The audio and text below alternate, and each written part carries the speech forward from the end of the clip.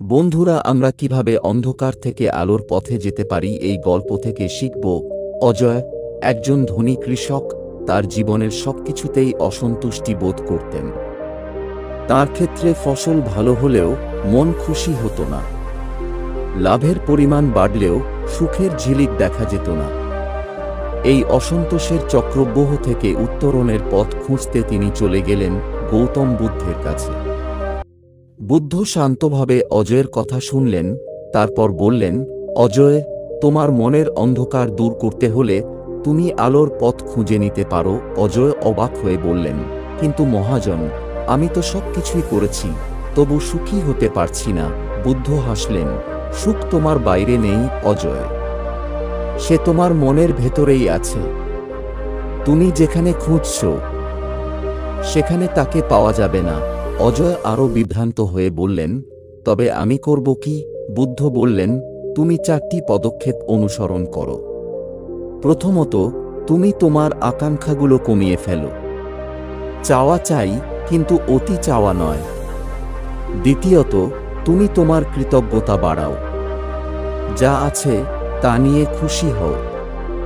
তৃতীয়ত, তুমি শান্তি মেনে নাও, জীবনের চড়াই উতরাইয়ে ধৈর্য ধরো। চতুর্থত, অন্যের কল্যাণ চিন্তা করো, তাদের সুখে তোমার সুখ খুঁজো। অজয় এই 4টি পদক্ষেপ অনুসরণ করতে শুরু করলেন। তিনি ধীরে ধীরে বুঝতে পারলেন, সুখ তাঁর বাইরে নেই, তাঁর মনের ভেতরেই আছে।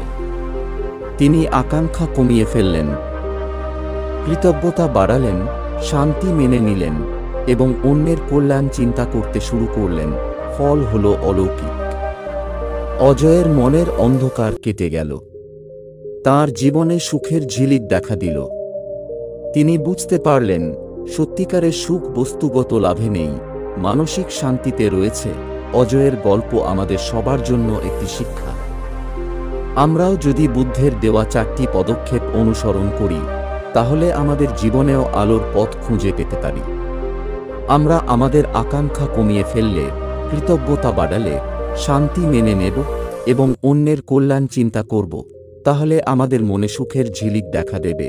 এই নতুন বছরে চলো আমরা সবাই মনের অন্ধকার দূর করে আলোর পথে চলার প্রতিজ্ঞা নিই।